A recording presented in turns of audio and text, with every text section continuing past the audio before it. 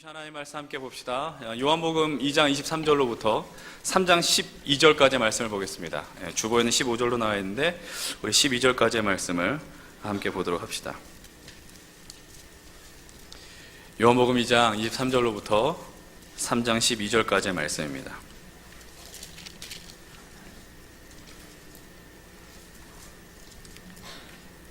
요한복음 2장 23절로부터 3장 12절까지 말씀 우리 한 절 한 절 저 여러분들 교독합니다. 제가 먼저 23절의 말씀을 올려드립니다. 6월절에 예수께서 예루살렘에 계시니 많은 사람이 그의 행하시는 표적을 보고 그의 이름을 믿었으나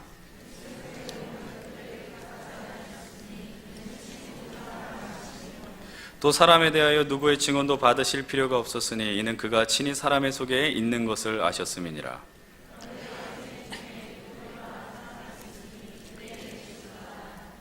그가 밤에 예수께 와서 이르되 랍비여 우리가 당신을 하나님께로부터 오신 선생인 줄 아나이다. 하나님이 함께 하시지 아니하시면 당신이 행하시는 이 표적을 아무도 할 수 없음이니이다.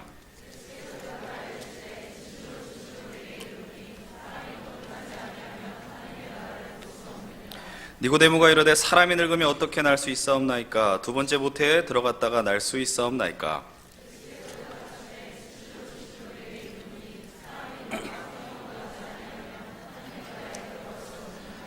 육으로 난 것은 육이요 영으로 난 것은 영이니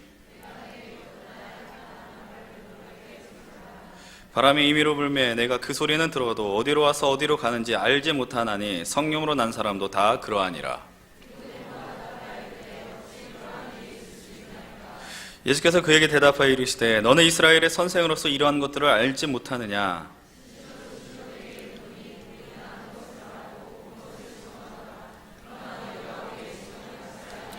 함께 봅니다. 내가 땅의 일을 말하여도 너희가 믿지 아니하거든 하물며 하늘의 일을 말하면 어떻게 믿겠느냐. 아멘.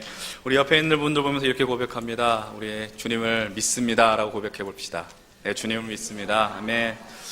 우리 이 시간 오늘 찬양을 통해서도 고백했던 것처럼 하나님이 세상을 이처럼 사랑하셨는데 누구에게 그를 믿는 자마다 멸망치 않고 영생을 주신다라는 말씀을 주셨습니다. 하나님, 여러분들 우리가 예배의 자리에 있을 때마다 고백하는 건 여러분의 믿음을 고백하셔야 돼요. 내가 주님을 믿습니다. 내가 주님을 신뢰합니다. 여러분들 그 믿는다라는 것이 무엇인지 한번 좀 진지하게 고민해 볼 필요가 있겠죠. 여러분 오늘 먼저 좀 보면 2장 23절의 말씀을 함께 좀 봅시다. 우리 23절의 말씀을 함께 한 목소리 읽어보겠습니다. 시작.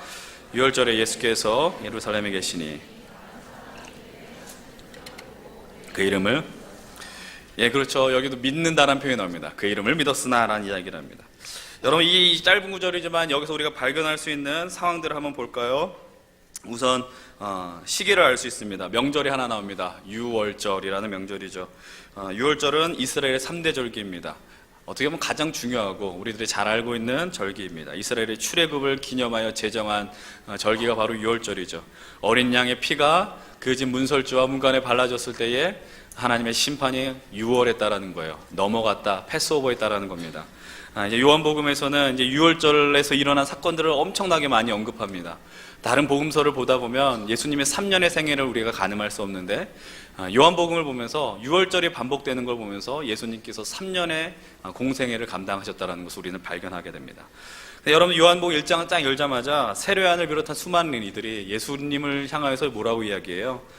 예수님을 바라보면서 그는 하나님의 어린 양이다라고 이야기를 합니다.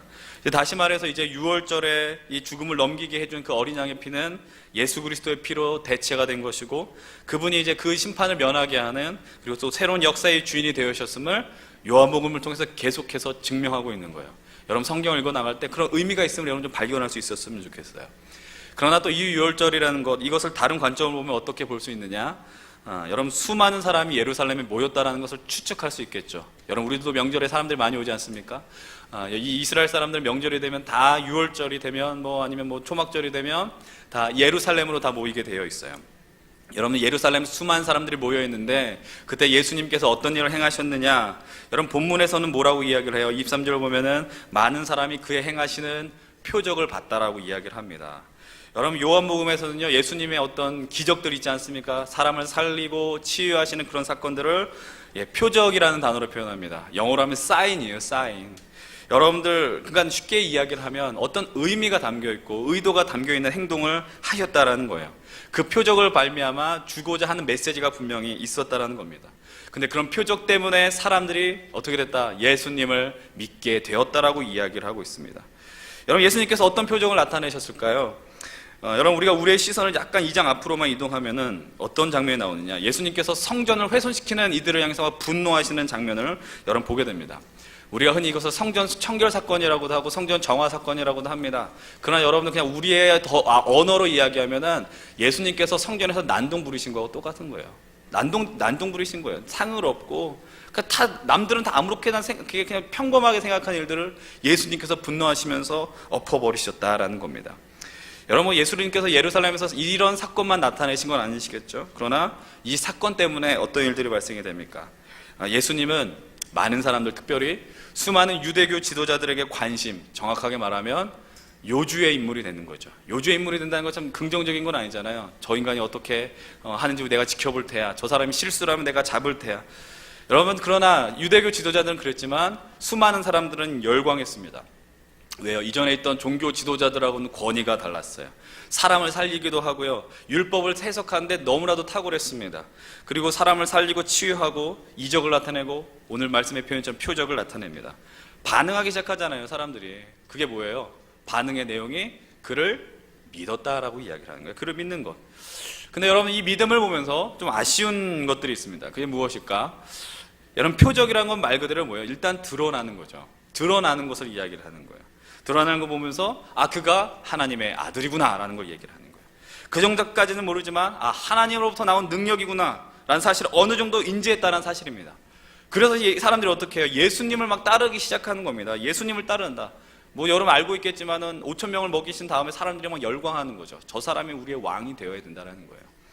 근데 여러분, 요한은 24절을 통해서 어떻게 진술합니까? 24절을 한번 같이 봅니다. 24절 시작. 예수는 그의 몸을 그들에게서 의탁하지 아니하셨으니 이는 친히 모든 사람을 아시며 라고 이야기를 해요. 예수님이 참 어떤 행동을 나타내십니까? 예수님께서 그의 몸을 그들에게 의탁하지 않았다라고 이야기를 해요. 이런 의탁하지 않았다는 말의 의미가 뭐예요? 쉽게 말하면 맡기는 거잖아요. 맡기지 않았다라는 이야기를 해요. 여러분 한번 생각을 해보십시오. 여러분의 삶 속에서 뭔가 맡기는, 여러분들에게 좀 뭔가 믿음을 갖고 맡길 수 있는 사람들 누가 있느냐? 맡긴다는 거는 정말 신뢰가 형성이 되지 않는 이상은 맡길 수 없는 거잖아요. 여러분, 다시 말해서 예수님을 믿고 따르겠다는 사람들을 향해서 예수님께서 자신이 뭔가 맡기거나 이렇게 의지하지 않겠다라고 얘기하셨다라는 겁니다. 여러분, 사실 인간적인 그 부분에서요, 예수님께서 사람들에게 먼저 뭔가 도와달라고 한 적은 없습니다. 그렇지만 예수님의 모습을 보면서 사람들의 마음속에 뭔가 확신이 드는 거죠. 저 사람이 사람을 살리네, 병을 고치네, 놀라운 일들을 행하네, 사람들을 먹이네. 그러면서 저 사람이라면, 저분이라면 나와 함께 있으면 참 좋을 텐데 라는 생각하지 않을까요? 저 사람, 그래서 여러분 그런 거 있잖아요. 쉽게 말하면 여러분 주변에 힘 있는 사람, 실세 권력들 어떻게 해요? 친해지고 싶잖아요. 친해지고 싶어서 잘해요. 여러분, 참 우리가 참 얄팍하지 않습니까? 나보다 힘이 센 사람들, 좀 잘난 사람들 잘 보이고 싶은 거예요. 뭐 저도 마찬가지죠. 그렇지 않겠습니까? 사람들이 그러면서 예수님에게 뭔가 막 주고 싶었던 마음이 있었던 것 같아요. 한번 생각해 보십시오. 예수님 막 제자들하고 막 전도여행을 다니는 거예요. 돌아다니면서 어떤 일정 거주 장소도 없잖아요. 어떤 모습이었을까요? 씻지도 못하고 옷도 변변치 못한 거. 여러분들 뭐 교복도 아닌데 교복처럼 입고 다니는 거예요. 뭐 이게 맨날 갈아입으셨겠어요? 여러분들처럼 이렇게 봄, 뭐 여름, 가을, 겨울 되면서 옷을 바꿔 입었을까요? 전혀 아니라는 겁니다. 그런 손길들 많이 있었을 겁니다. 그런데 예수님께서는 거절하셨다라고 이야기를 해요. 이유가 무엇이냐? 다시 한번 24절 하반절부터 25절을 읽어봅니다. 함께 이는부터 읽어보겠습니다. 시작. 이는 친히 모든 사람을 아시며 또 사람에 대하여 누구의 증언도 받으실 필요가 없었으니 이는 그가 친히 사람의 속에 있는 것을 아셨음이니라 라고 얘기를 해요. 친히 모든 사람을 아시고 또 그 사람 속에 뭐가 있는지 알았다라고 성경은 이야기합니다. 요한이 이렇게 증언을 해요. 한번 여기서 그러면 우리가 한번 생각해 봅시다. 예수님께서 과연 무엇을 알았느냐라는 거예요. 여러분, 공동번역 성경을 제가 보니까 이렇게 표현했어요. 24절을 보면요, 예수님께서 그들에게 마음을 주지 않았다라는 표현을 하고요, 또 유진 피터슨의 메시지를 보게 되면 이렇게 표현해요. 그들이 신뢰할 수 없는 사람이라는 것도 알고 계셨다. 누가? 예수님이 그 말을 했다는 거예요. 너무 냉정하지 않습니까? 이 사람 너무 믿을 게 아니야. 신뢰할 수 없어. 예수님 너무 사람 차별하는 것 같은데, 사람 고르시는 것 같은데, 이렇게 생각하십니까? 여러분, 오히려 반대죠. 여러분, 사람들의 속을 한번 우리가 생각해 봅시다. 상상해 봅시다. 아니, 여러분들이 예수 그리스도와 같은, 예수님과 같은 사람이 여러분들의 인생 앞에 바로 있는데 엄청난 일을 벌이는 거죠. 그때 여러분들 어떤 마음을 갖고 있을까? 여러분들 지금까지 우리가 들어왔고 경험한 선지자, 어떤 목회자와 비교할 수 없는 엄청난 능력을 가졌습니다. 눈에 보이는 표적이 눈앞에 놓여져 있습니다. 쉽게 말하면 사람들이 예수 그리스도의 모습을 보면서 혹할 수 있는 뭔가가 있다라는 거예요. 그것을 보면서 사람들이 어떻게 해요? 열광하기 시작하잖아요. 와, 저 사람이랑 우리를 살릴 수 있는 사람이야. 우리를 그 로마의 압제에서 구원할 수 있는 사람이야 라고 이야기를 하는 거예요. 이분이라면 우리 민족에게 어떤 역사를 일으킬 사람이야. 조금 더 분명하게 노골적으로 이야기해보면 저 사람을 통해서 뭔가 건져 먹을 게 있을 거야 라는 마음을 갖는다라는 거죠. 여러분들, 그런데 이런 상황 속에서 요한이 3장을 넘어가면서 한 사람을 소개시켜 줍니다. 이제 이게 여러분, 성경이 한 장 한 장 넘어갈 때 전혀 다른 내용이 나온다고 생각하지 마시고 한번 연결해서 보시면 재밌어요. 한번 볼까요? 1절의 말씀입니다. 3장 1절 함께 봅니다. 시작. 그런데 바리새인 중에 니고데모라 하는 사람이 있으니 지도자라 라고 이야기를 해요. 니고데모라는 사람을 소개합니다. 여러분, 이 사람은 어떤 사람입니까? 그에 대한 소개를 잠깐 볼까요? 바리새인이다 라고 이야기를 해요. 여러분, 바리새인들의 특징, 난 잘 몰라요. 그냥 가볍게 얘기를 하면 이거죠. 율법을 아주 귀하게 여긴 사람들입니다. 철저하게 문자 그대로 지킨 사람들이고, 또 무엇까지 소중히 여겼느냐? 전통을 중히 여기는 거예요. 예를 들어서 여러분들, 우리 교회 전통은 뭐가 있을까? 예를 들어서 우리 앞에 있는 사람들 강단에서 설교를 하기 위해서는 반드시 검은색 넥타이를 매야 된다, 이런 전통이 있다고 칩시다. 이 바리새인은 그런 철저하게 지킨 사람들이라는 거예요. 여러분, 근데 그것뿐만이 아니라 뭐라고 표현됐냐? 유대인의 지도자다라고 표현합니다. 또 10절을 보게 되면 예수님은 그를 향해서 이스라엘의 선생이다라고 이야기를 해요. 여러분, 학자들은 그를 뭐라고 이야기하냐면은 사내들인 공의회 최고의 의원이라고 이야기를 합니다. 사내들의 공의회 의원이 뭐냐? 공의회가 뭐냐? 그러니까 쉽게 말하면 유대인들의 최고 의결 기구인 거죠. 정치, 어떤 법을 정하고 하는 최고의 집단들이라는 겁니다. 71명에서 72명, 70명 이 정도의 사람들이 모여있는 데인데 그 자리에 누가 있다라는 거예요? 니고데모가 있다라는 겁니다. 여러분, 니고데모를 볼 때 우리가 어떻게 볼 수 있어요? 쉽게 말하면 범접할 수 없는 사람, 만만치 않은 사람, 이렇게 할 수 있다라는 겁니다. 또 한 가지, 그리고 그의 나이가 적지는 않았을 거라는 거죠. 여러분들, 이 공의회 의원이 되려면은 결혼도 해야 되고 가정적으로도 받쳐주는 것도 있어야 되고 나이도 어느 정도 돼야 된다라는 거예요. 여러분, 그러면 이제 한번 봅시다. 2절을 한번 볼게요. 2절을 함께 봅니다. 시작. 그가 밤에 예수께 와서 이르되 라삐여, 우리가 당신은 하나님께로부터 오신 선생이신 줄 아나이다. 하나님이 함께 하시지 아니하시면 당신이 행하시는 이 표적을 아무도 알 수 없음이니이다. 그런 니고데모가 누구에게 찾아왔어요? 예수님에게 찾아왔습니다. 여러분, 근데 이게 아주 상당히 니고데모에게는 부담스러운 상황이라는 걸 여러분 염두에 두셔야 돼요. 왜? 다시 한번 1절 보세요. 바리새인이라고 이야기를 했고 유대인의 지도자라고 이야기를 했어요. 니고데모가, 근데 그가 누구를? 예수님을 찾아갔습니다. 바로 앞에 예수님이 어떤 일을 행하셨어요? 성전에서 난동 부리셨잖아요. 엎으셨다고요. 예수님이 하신 일이 뭔지 아십니까? 기존에 있었던 그 유대교의 질서, 그 권위, 그 모든 걸 새롭게 해석하신 분이라는 거죠. 유대교 지도자들한테 엄청난 부담이 되는 분입니다. 근데 그를 누가 찾아갔어요? 유대교의 지도자, 이스라엘의 선생인 니고데모가 찾아갔다라는 겁니다. 여러분들, 게다가 예수님의 나이, 우리가 알고 있기를 어떻게 알고 있습니까? 30대 초반이죠. 또 여러 얘기 있지만 그냥 우리가 알고 있는 걸로 얘기합시다. 30대 초반입니다. 여러분들, 그 어린 자에게, 훨씬 젊은 청년에게 니고데모가 찾아갔다라는 겁니다. 왜 찾아갔어요? 여러분, 다시 한번 2절을 보십시오. 뭐라고 이야기를 하느냐? 니고데모도 똑같이 누구처럼 2절 후반부에 나온 그 수많은 사람들처럼 뭘 봤어요? 표적을 봤어요. 예수님께서 하신 일들을 보셨다고요. 근데 이렇게 고백해요. 당신의 행하는 표적은 하나님이 함께 하시지 않으면 도저히 감당할 수 없는 표적입니다 라고 얘기를 합니다. 오늘 말씀은요, 니고데모 칭찬을 엄청나게 많이 할 겁니다. 여러분들, 니고데모는 예수님의 모습을 통해서 하나님의 일하심을 봤어요. 니고데모는 어떤 사람이에요? 영적인 관찰력이 있는 사람이죠. 여러분, 한번 생각해 보십시오. 여러분들이 여기 있으면서 필요한 게 뭔지 아십니까? 하나님의 일하심을 볼 수 있는 눈이 필요해요. 하나님께서 우리 찬양팀을 통해서 역사하시는구나. 우리 섬기는 자들을 통해서 역사하시는구나. 앞에서 설교자를 통해 역사하시는구나. 이런 영적인 통찰력이 있어야 됩니다. 여러분 피곤하면 그거 볼 수 없거든요. 근데 여러분 그렇지만 또 아쉬운 점이 있습니다. 뭐가 아쉬울까요? 예수님을 어떤 수준으로 봤어요? 뭐라고 지칭합니까? 예수께 와서 이르되 랍비어라고 이야기해요. 랍비어. 랍비 뭡니까? 이스라엘 선생이에요. 말 그대로 자기도 랍비고 그 사람도 예수님을 랍비다라는 겁니다. 그러나 보통 사람들의 수준에 범접할 수 없는 엄청난 탁월한 수준에 있는 랍비가 바로 예수님이다라는 거죠. 쉽게 말해 니고데모는 이렇게 표현한 거예요. 어떤 목회자를 향해서 야, 하나님께서 당신 목사님을 쓰시는 것이 분명하게 느껴집니다. 당신의 모습을 통해서 하나님의 일하심을 보게 됩니다 라고 누구한테 얘기하는 거냐? 예수님한테 얘기하는 거죠. 예수님이 하나님인데. 좀 좋은 말이긴 하지만 약간 핀트가 안 맞았다라는 느낌이 들어요. 그럴 때에 예수님께서요, 니고데모의 인생을 뒤흔드는 엄청난 메시지를 던져버립니다. 그게 뭘까요? 3절의 말씀이에요. 우리 한 목소리로 3절 읽겠습니다. 시작. 예수께서 대답하여 이르시되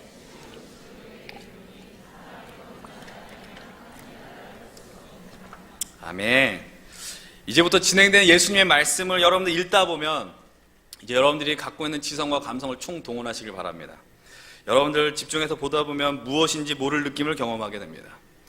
여러분 혹시 이런 경험 아십니까? 오늘 혹시 찬양하다가 중간에 낯선 단어 나와서 막 눈 감고 하다가 이렇게 찬양 멈추시고 눈 뜨신 분들 많이 계실 거라 생각합니다. 무슨 얘기인지 모르시나요? 이런 느낌 아세요? 길을 가다가 낯선 외국인이 딱 있는 거예요. 낯선 외국인이 나에게 말을 걸어올 때 아무도 나에게 없습니다. 나에게 말을 걸어올 때 몰려오는 공포가 있잖아요. 여러분들 없지만 저는 있거든요. 예, 몰려오는 공포가 있어요. 그럼 왜 공포가 있을까요? 저 낯선 외국인이 나에게 올 때 간단합니다. 못 알아들으니까 이렇게 두려움이 오는 거예요. 여러분 지금까지 살아가면서 여러분 요한복음 3장의 말씀을 명쾌하게 이해하셨습니까? 거듭나는 것, 성령은 영은 낳고 뭐 육으로 낳고 이런 것들을 아셨습니까? 여러분들 요한복음 전체가 좀 사실 그런 느낌으로 나오거든요. 심오합니다. 엄청 영적인 말씀입니다. 그러나 여러분들 바로 입력이 안 되는 거예요. 말씀을 읽었는데 아 좋은 말씀이야 이러지만은 머릿속으로 바로 뭔가 돌아오는 것이 없다라는 겁니다. 진실로 이르노니 사람이 거듭나지 않으면 하나님의 나라를 볼 수 없다. 또 여러분 질문하잖아요. 4절 보면 뭐라고 이야기합니까? 사람이 늙었는데 어떻게 날 수 있습니까? 두 번째 모태에서 또 태어날 수 있습니까? 이런 얘기를 하잖아요. 근데 예수님 또 뭐라 그럽니까? 예수께서 대답하시되 진실로 내게 이르노니 사람이 물과 성령으로 나지 아니하면 하나님의 나라에 들어갈 수 없다라고 이야기를 하죠. 6절에 보면 또 뭐라 그럽니까? 육으로 난 것은 육이고 영으로 난 것은 영이다라고 얘기합니다. 성철 스님이 생각나잖아요. 산은 산이고 물은 물이다. 그렇지 않아요? 예수님이 더 먼저 썼어요. 이건 예수님 겁니다. 그죠? 7절 뭐라고 얘기해요? 내가 내게 거듭나야겠다는 말을 놀랍게 여기지 말아라라고 얘기를 합니다. 그리고 또 8절 여기서부터 환장하기 시작합니다. 왜요? 바람이 임의로 불매 네가 그 소리는 들어도 어디로 와서 어디로 가는지 알지 못하나니 성령으로 난 사람도 다 그러하니라. 예, 잠깐 10초의 시간을 드립니다. 이 말씀을 10초 동안 잠깐 묵상해 보고요, 옆 사람에게 설명을 해 보십시오. 10초 후에. 근데 10초 안 기다릴게요. 왜냐면 제가 10초라고 이야기한 이유는 옆 사람한테 지금 설명하지 말라는 이야기고, 두 번째는 뭐냐, 여러분 이 말씀 10초 안에 깨달을 수도 없고 오늘 안에도 쉽게 깨달을 수 없다는 얘기를 하는 거예요. 지금 여러분 성경에서 이런 말씀들이 나오면 어떻게 하세요? 아, 못 알아듣겠는데 이래요? 오늘 말씀의 결론일 수는 있거든요. 찾아야죠. 계속 읽으셔야 돼요. 알아들을 때까지 읽어야 돼요. 다른 번역 성경도 찾아봐야 되죠. 아, 이거 개역개정이 이렇게 표현되어 있으니까 새 번역은 어떻게 됐을까? 아, 메시지는 어떻게 됐을까? 조금 더 선명해지고 명확해져요. 이건 말씀의 능력은 그래요. 왜냐하면 성령님께서 우리에게 은혜를 베풀어 주셔요. 말씀을 볼 수 있는 눈을 주시거든요. 일단 이 부분 좀 나중에 언급합시다. 여러분 니고데모의 반응을 보세요. 예수님이 말씀이 쭉 알아들을란가 말란가 하는 그런 말씀들을 주십니다. 그때 9절 뭐라고 이야기해요? 9절 뭐라고 이야기합니까? 같이 봅니다. 시작. 니고데모가 대답하여 이르되 어찌 그러한 일이 일어날 수 있사옵나이까? 라고 얘기를 해요. 여러분들 질문을 또 던지잖아요. 어떤 이렇게 그런 일이 있을 수 있습니까? 여러분 근데 그 질문 앞에 10절 보십시오. 같이 한번 봅니다. 예수께서 그에게 대답하여 이르시되 너는 이스라엘의 선생으로서 이러한 것들을 알지 못하느냐? 여러분들 지금 보니까 이게 초점이 흐려져요. 왜냐하면 예수님 지금 무슨 소리 하는지 점점 마음속이 어려워지기 시작하니까. 여러분 제가 어렵게 오늘 하지 않을 거예요. 잘 집중해서 보십시오. 약간 책망한 투로 말씀하시잖아요. 야, 너는 이스라엘 선생인데 뭐 말귀를 못 알아듣냐 이런 거거든요. 여러분 한번 생각해 보시죠. 이건 우리 관점을 보셔서 예수님 되게 젊은 청년인데 저 어른한테 야, 당신 이스라엘 선생인데 왜 이런 말귀를 못 알아들어? 너무 예의가 없어 보이는 모습 아닙니까? 여러분 처음에 말씀했던 것처럼 여러분들 니고데모는 말씀에 정통한 자예요. 바리새인이고요. 그 다음에 사람들로부터 존경받고 인정받는 지도자의 위치에 있는 사람입니다. 그런데 이 말씀을, 예수님의 말씀을 이해하지 못하고 있습니다. 왜 그럴까요? 이유는 간단해요. 지금까지 자신이 살아온 그 삶들이 있습니다. 경험하고 받아들인, 근데 여러분 우리가 뭐가 있어요? 틀이 있어요. 여러분들이 어떤 것을 입력하고 받아들이는 생각의 틀들이 있습니다. 그런데 그 틀 안에서 예수님을 받아들이려고 하는 거죠. 예수님의 말씀을 받으려고 하니까 못 알아듣는 거죠. 당연한 거예요. 여러분 우리 인생이 어떤 인생이에요? 본인이 여러분들 수많은 것들 경험하지 않습니까? 이해한 틀 안에서 사람을 판단하고요, 그 인생들을 받아들이게 되더라라는 겁니다. 누군가 이런 얘기합니다. 나는 열려있는 사람이에요. 나는 참 마음이 넓은 사람이에요. 포용할 수 있습니다라고 얘기합니다. 그러나 사람들은 그렇지 않아요.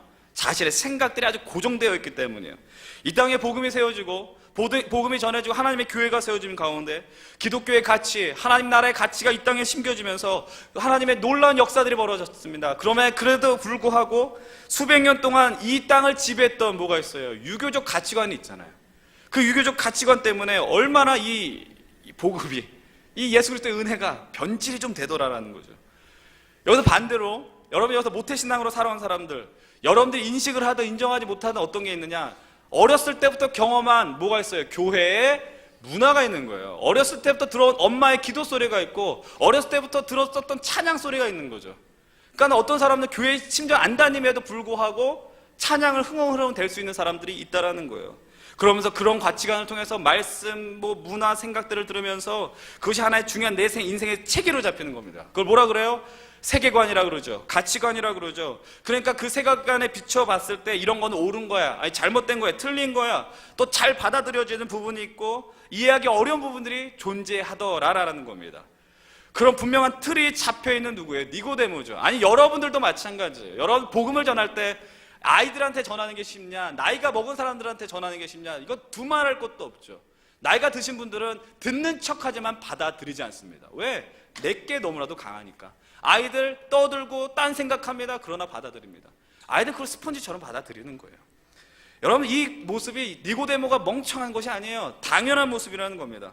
그렇지만 제가 처음에 어떻게 얘기했어요? 오늘 니고데모 칭찬 많이 할 거라고 그랬죠. 니고데모의 탁월한 모습 얘기한다라고 얘기했습니다. 먼저 얘기하겠습니다. 그는 달랐어요. 누구랑 달랐느냐? 2절 후반부에 나왔던 사람들 기억하시죠? 많은 사람들이에요. 이름도 나와 있지 않아요? 예수님의 등장, 예수님이 하셨던 표적에 뭐했던 사람들, 열광했던 사람들입니다. 그러면서 예수님을 믿었다라고는 표현해요. 믿었다라고는 표현하지만 그러나 뭡니까? 표적 자체에만 관심이 있었습니다. 그러나 어떻게 돼요? 니고데모는 똑같이 봤어요. 똑같이 여러분 제가 말씀드립니다. 여기서 오늘 이 시간 동일하게 하나님의 말씀을 접하는 여러분들이 어떤 에게는 그것이 살아있는 하나님의 말씀으로 나가는 사람들이 있지만 어떤 사람들에게는 또 하나의 외침, 그냥 하나의 과정 끝나버릴 수 있다는 거죠. 니고데모가 그랬어요. 니고데모가 그 표적 가운데 봤어요. 뭘 봤을까요? 표적 그 이면에 있는 것들에 관심을 갖기 시작했다는 거죠. 그래서 그가 무엇을 할까요? 예수님께 질문을 던지기 시작합니다. 이게 엄청나게 중요한 거예요. 예수의 모습 가운데 사람으로서는 도저히 불가능한 것들, 하나님이 허락하셨다라고, 하나님이 허락하시지 않으면 도저히 할 수 없는 모습들이 보여 있다라는 거죠. 그래서 묻는 거예요. 예수님 이게 무슨 말입니까? 어떻게 다시 태어나는 겁니까? 어떻게 그런 일이 있을 수 있습니까? 많은 사람들은 예수 그리스도의 그 표적을 보면서 자기의 삶과 인생과만 연결 지으려고 합니다. 더 분명하게 말할게요. 그분이 나에게 어떠한 유익이 있을까? 조금 더 거칠게 표현하면 저 예수라는 사람을 통해서 내가 어떤 것을 빼먹을 수 있을까라는 생각을 하는 거죠. 그러나 니고데모는 무엇을 얘기해요? 하나님을 이야기하기 시작하는 거예요. 전혀 차원이 다르지 않아요? 여러분 전혀 다른 부분이라는 거죠. 니고데모는 하나님을 이야기하고 예수의 사역이, 예수님이 하신 일이 하나님이 하셨구나를 발견하게 됩니다. 제가 아까 전에 말씀드렸지만 유대교의 지도자로서, 이스라엘의 선생으로서 예수를 찾아간다는 거 엄청나게 부담스러운 일이라고 얘기를 했어요. 게다가 자기보다 새파랗게 젊은 청년에게 질문합니다. 여러분 적어도 젊은 목사입니다. 젊은 목회자지만 저보다 젊고 어린 친구가, 목회 사역자가 탁월하게 사역하는 모습을 보면서 부럽기도 하겠죠. 그러면서 어떤 생각을 할까요? 야, 난 저 나이 때 뭐 했나라는 생각도 하기 마련입니다. 여러분 니고데모도 마찬가지였을 거예요. 그렇지만 그런 생각보다 어떤 생각이 더 컸을까요? 예수님을 만나고 싶은 거예요. 예수님한테 뭔가 묻고 싶었다라는 거예요. 그에 대한 소문이 그냥 이스라엘 전역에 퍼지기 시작했다는 겁니다. 가만히 있을 수 없어요. 그러니까 그러다 보니 이런저런 생각 끝에 밤이 됐죠. 이 야심한 밤에 그의 발걸음이 이미 예수님께로 향하고 있었다는 겁니다. 왜 밤에 찾아갔느냐? 우리 많이 들었습니다. 사람들이 시선을 피하기 위해서. 맞습니다. 그러나 또 한 가지 어떻게 생각할 수 있어요? 밤 가운데 아무도 없을 때 예수님의 그 분주한 사역을 뒤로 한 그 밤 시간에 예수님과 더 깊은 대화를 하기 원했다라는 뜻도 분명히 이 안에 담겨 있다는 거죠.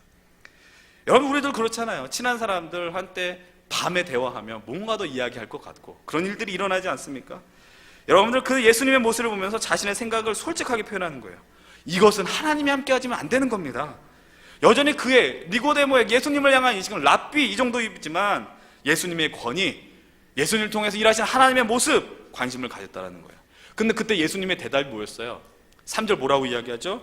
사람이 뭐 하지 않으면, 거듭나지 아니하면 하나님의 나라를 볼 수 없다라고 얘기를 해요. 여러분은, 저는요 오늘 이 말씀을 보면서 처음에는 정말 생뚱맞은 질문, 대답 같이 보였습니다. 왜 그런데 예수님이 이런 말씀을 하셨을까?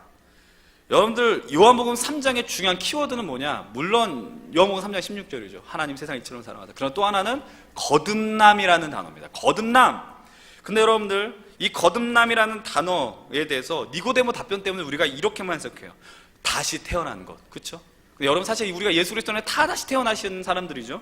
다시 태어나는 건데, 여러분들 이 관점에서 많이 접근합니다. 그러나 여러분, 이걸 기억하셔야 돼요. 이 거듭나다라는 것과 동일한 의미가 있습니다. 바로 위로부터 난다라는 거예요. 위로부터 나는 것. 여러분, 이것을 위로부터라는 단어를 넣어서 읽게 되면 어떻게 읽을 수 있어요? 사람이 위로부터 나지 아니하면 하나님의 나라를 볼 수 없다라는 거죠.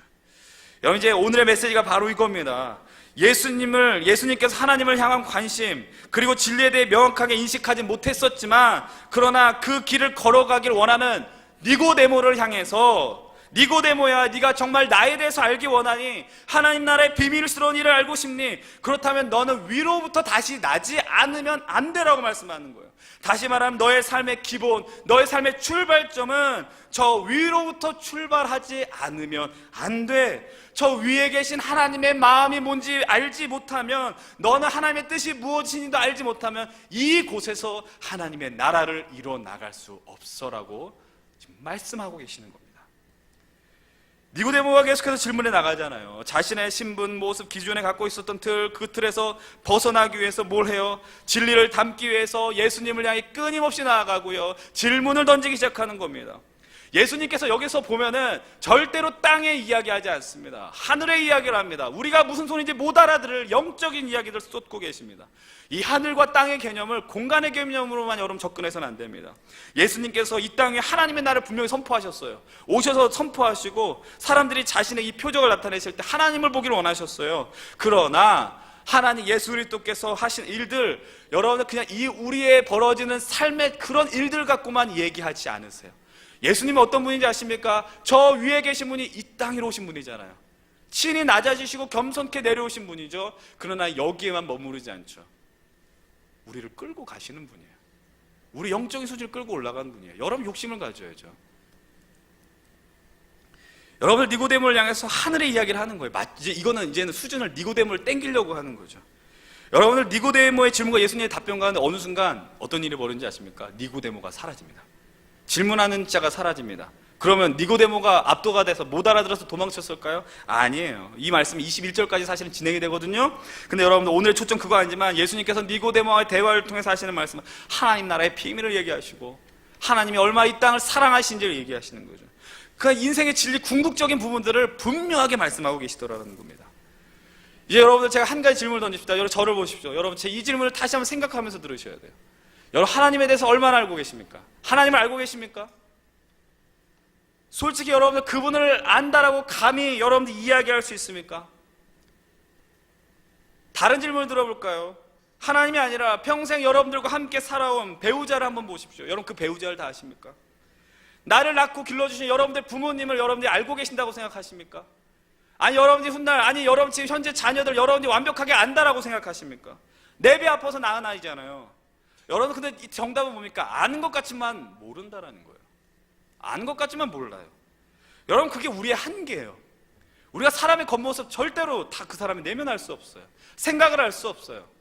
근데 여러분 기억해 보십시오. 한계가 있으면 멈추는 거예요? 한계가 있으면 더 이상 안 나가는 겁니까? 아닙니다. 여러분 한번 생각을 해보십시오. 여러분들 청년의 때에 젊은 이성의 발견이 됐어요. 등장하면 어떻게 될까요? 그 사람에서 너무나도 알고 싶은 거예요. 그가 무엇을 좋아하는지, 그의 취미가 무엇인지, 그의 관심이 무엇인지, 그의 전화번호가 무엇인지, 집이 어디인지 묻는 거죠. 알기 위해서 묻지 않으면 해결이 안 되더라라는 겁니다. 여러분 다시 한번 질문 던져볼까요? 여러분 왜 물어요? 왜 질문합니까? 간단하죠. 관심이 있기 때문이에요. 관심이 있기 때문에.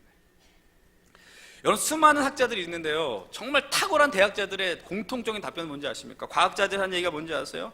학문의 깊이가 깊어지면 깊어질수록 어떻대요? 모르겠대요. 여러분들 제일 교만한 사람, 나는 다 알아라고 한 사람은 어떤 사람이에요? 책 한 권 읽은 사람이잖아요.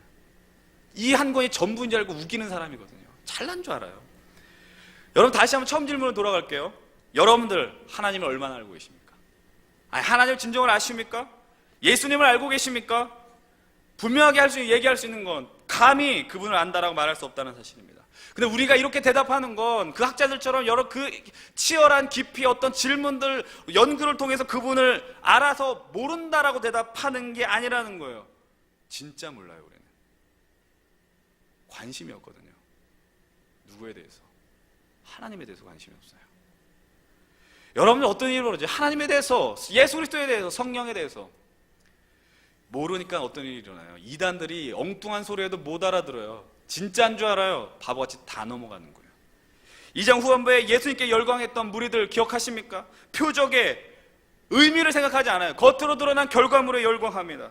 그래서 그냥 하나님 어떤 분이냐? 성찰하지 않아요. 고민하지 않아요. 그냥 나를 사랑해 주는 분이야, 나를 위로해 주는 분이야, 나를 지켜주는 분이야, 힘을 주는 분이야. 근데 왜 그래요? 근거가 없어요. 그냥 그런 분 같아. 몇 장 몇 절 말씀에서 그렇게 말씀하셨어. 어느 예배 때 나를 만져주셨어. 그런 거 없어요. 허상을 만들어놔요. 하나의 허상을 만들어 놓고 그 사람이, 아니 그분이 나를 사랑하셔라고 이야기해요. 하나님은 사랑이 맞죠. 하나님 우리에게 힘주시는 분 맞아요. 우리를 지켜주시는 분 맞아요. 그러나 우리는 어때요? 그렇게만 느껴질 뿐 정확한 인식도 없고 남들이 그냥 그렇다고 하니까 위로가 되는 것 같으니까 2단계만 머무르는 겁니다. 기억하시오. 여러분들 지금 테이블 앞에 뭐가 놓여져 있습니까? 여러분 의자 그 책상 앞에 뭐가 놓여져 있습니까? 성경이 놓여져 있어요. 성경이.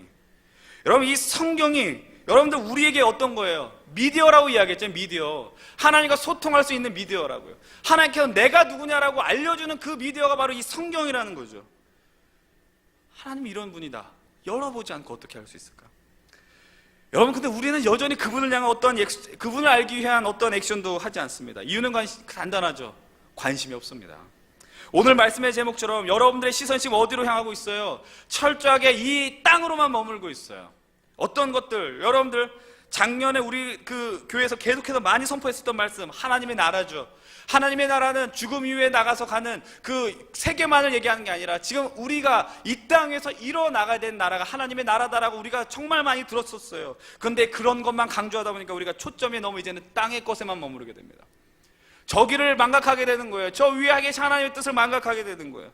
여러분들 생각하십시오. 지금 여러분들 가장 많이 던지는 질문이 뭡니까? 어디 식당이 가장 맛있어? 어디 헤어샵이 머리 제일 잘해? 어느 교수님한테 들어가야지 학점이 잘 받을 수 있어? 어떤 직장이 월급을 많이 줘? 어떤 학원이 좋은 학원이야? 우리 마음에 드는 의문점들은 철저하게 땅일 거예요. 정확하게 바람이 이거죠. 내가 어떻게 하면 더 잘 살 수 있을까? 정확하게 더 말씀드릴게요. 예수님으로 인해서 내가 더 잘 살 수 있지라는 관점입니다. 어제까지 우리가 3일간의 부흥회를 마쳤어요. 부흥회에 참석하지 못한 분들에겐 죄송하지만 정말로 좋은 시간이었습니다. 근데 그때 목사님께서 주신 말씀은 하나였어요. 기도였어요. 기도가 뭐예요? 나의 원함을 아뢰는 거, 원하는 거 맞습니다. 그러나 기도는 이겁니다. 위의 것을 소망하는 거예요. 우리의 시선을 위로 두는 거예요. 하나님의 그 시선을 하늘로 향해서 내 시선을 맞추는 게 바로 기도라는 거예요. 그런 것에 관심을 둬야죠. 그곳에 시선을 둬야죠. 그래야만 우리가 사는 지금 이곳을 정확하게 하나님의 나라로 회복할 수 있다라는 겁니다. 그냥 난 열심히 살 거야, 공부 열심히 할 거야, 일터 열심히 할 거야, 그거 중요하지만 우리의 시선이 온통 여기로만 몰려있게 되면 하나님의 나라를 여러분들이 지금 여기서 나 하나님 나라를 세울 거야, 왜곡된 하나님의 나라세요. 분명히 하나님의 나라를 반드시 망가뜨린다고요. 여러분, 지난주 수요일부터 제2수요일을 시작으로 사순절이 시작이 됐어요. 여러분, 이제 사순절 첫째 주일이죠. 여러분들, 사순절이 뭡니까? 부활절 이전 40일을 의미하잖아요. 주일을 제한. 이때 우리가 생각하는 건 뭡니까? 예수님도 생각하고. 그래서 지난주부터 청년들에게 이야기했습니다. 복음서를 읽고 나가자, 마가복음을 읽자, 요한복음을 읽자라고 이야기했습니다. 하루에 한 권씩 읽자고 다 했지 않았습니다. 한 장씩 읽어 나가자. 한 장씩 읽어 나가면서 우리 예수님이 어떤 분이냐 알아가자라고 이야기를 했습니다. 그냥 막연하게 나를 고쳐주는 분이 아니라 성경 통해서 어떤 이 역사를 벌이시는가 보자라고 이야기를 했습니다. 그런데 우리의 문제는 뭡니까? 시선이 너무 여기에만 머무르니까 그 한 장을 읽을 시간조차 여유조차 없는 거예요. 바쁘대요. 읽을 시간이 없대요. 그 한 장을 열어볼 여력이 없다라고 이야기를 합니다. 바쁜 거 합니다. 개강하셨죠. 새로운 학교 적응하셔야죠. 직장에서 상사 눈치 보셔야죠. 이게 우리의 현실입니다. 무시할 수 없는 현실입니다. 그러나 그런 현실 때문에 하나님을 보는 시선을 멈추는 것이 정당화될 수 없다라는 거예요. 여기 청년들이 많이 있거든요. 여러분, 청년일 때 감당할 수 있는 믿음의 액션이 뭔지 아십니까? 두 손 들고 찬양하고 큰 소리로 부르짖고, 그게 아니라는 겁니다. 묻는 거예요. 나의 하나님이 어떤 하나님에 묻는 거예요. 와서 믿음 흉내내는 것이 아니라, 어떻게 드리는 것이 하나님 앞에 온전한 예배 드리는 흉내내는 것이 아니라, 내가 신뢰하는 하나님이 어떤 하나님이냐 묻는 것이다라는 겁니다. 여러분들, 취업, 결혼, 진학하는 거, 내 스펙 쌓는 거, 토익 토플 점수, 그것도 중요한 것이지만 우리의 시선을 위로됨으로 말미암아 나를 사랑하시고 지켜준 하나님이 어떤 하나님이냐, 그것을 바라봐야죠. 여러분들의 시선을 하늘에 두십시오. 나의 하나님은 어떤 하나님이냐 질문하십시오. 지금 하나님께서 나를 통해 무엇을 하기를 원하시느냐, 어떤 일을 나타내기를 원하시느냐 질문하십시오. 질문하는 건 의심하는 것이 아닙니다. 질문하면 믿음이 없어 보이는 것입니까? 아닙니다. 잘 알지 못하면서 아는 척하는 게 더 나쁜 겁니다. 오늘 우리가 찬양했습니다. 위대하신, 그 위대하신 즉 어떤 면에서 위대하신 하나님입니까? 여러분들 이제 입술로 얘기하라면 얘기할 수 있습니까? 입술이 다물어지거든요. 모르기 때문에. 여러분 삶 속에 경험하는 그 하나님, 제가 지금 머리로만 얘기하는 게 아니에요. 이것이 다 같이 가야 돼요. 아까 얘기했잖아요. 왜 물어요? 관심이 있기 때문에 묻는 거예요. 진리에 대한 여러분 갈망이 없어요. 지금 회복하셔야 돼요. 저 위에 대한 시선을 회복하셔야 돼요. 여러분들, 누군가 여러분들한테 이런 질문 던진 사람들 있지 않습니까? 묻는 거예요. 하나님에 대해서 묻는 거예요. 누가 여러분들에게 신앙을 물으면 여러분 어떻게 답변하셨어요? 지금까지 귀를 닫지 않았어요? 야, 네가 믿음이 없어서 그래. 야, 지금 한번 믿어봐. 미안한 얘기지만 그거는 정말 저질 답변입니다. 여러분들 모르면 모른다라고 얘기를 하셔야 돼요. 그리고 뭐라고 대답해요? 같이 알아가 보자. 솔직하게 답변하는 거예요. 믿음의 여정 가운데 솔직함이 지금 사라지고 있어요. 다 믿음 좋은 척하고 다 성경 아는 척하고. 여러분들, 그게 예수 그리스도의 길로 나간 사람들 얼마나 길을 막았습니까? 야, 믿기만 해. 여기 가정 가운데 남편이 안 믿는 분들 계십니까? 그렇게 하셔는 안 돼요. 남편의 질문 던지면 여러분 삶으로 증명하시고, 여러분 이해한 그 하나님 소개시켜줘야죠. 너 예수님 믿어야 돼. 이건 나중에 해야 될 작업이라고요. 사랑하는 성도 여러분들, 사랑하는 우리 청년 동역자 여러분들, 지금 여러분들의 시선이 어디로 향하고 있습니까?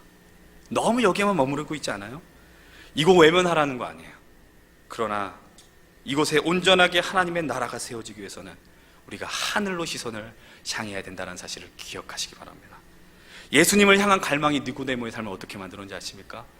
예수 그리스도 십자가 앞에 제자들이 다 도망쳤습니다. 예수님의 시체 앞에 아무도 없었습니다. 그러나 니고데모는 그 마지막 끝까지 남아 예수님의 시체를 수습하는 그 위치에 서 있습니다. 예수님을 향한 갈망과 질문이 그 평생 끝까지 예수님 곁에 남겠다는 사실을 여러분 기억하십시오. 청년들이 해야 돼요. 이거를 기억하십시오. 묻고 또 찾아가셔야 돼요. 여러분, 그렇게 했기 때문에 말씀의 자리에 서 있으십시오. 예배, 목장 모임, 사랑방 모임, 성경 공부, 바이블 아카데미, 머리만 키우는 겁니까? 머리가 없으면서도 이 머리만 키운다라고 변명하지 마십시오. 그런 과정 속에서 하나님의 시선이, 하나님으로 내 시선이 모아지는 거예요. 그렇게 되면 하나님의 일하심이 정말 선명하게 보이게 됩니다. 일하심을 경험하게 되는 거예요. 아까 말씀하셨잖아요. 바람이 어디로부터 오지 못하지만 느낀다라는 거죠. 여러분들의 시선을 저 위에 두십시오. 지금 내 삶을 어지럽히고 내 삶을 무너뜨리려 한 그 가운데 하나님께 시선을 두십시오. 그렇게 될 때 내 삶은 상황이 변화되죠. 내 삶이 변화돼요. 하나님 나와 함께 하시는 능력, 힘을 공급해 주시는 것들을 경험하게 됩니다. 다시 한번 마지막으로 질문 드립니다. 지금 여러분들의 시선은 어디에 있습니까? 이 시간에 우리 함께 찬양하고 준비한 예물 하나님 앞에 드리도록 합시다.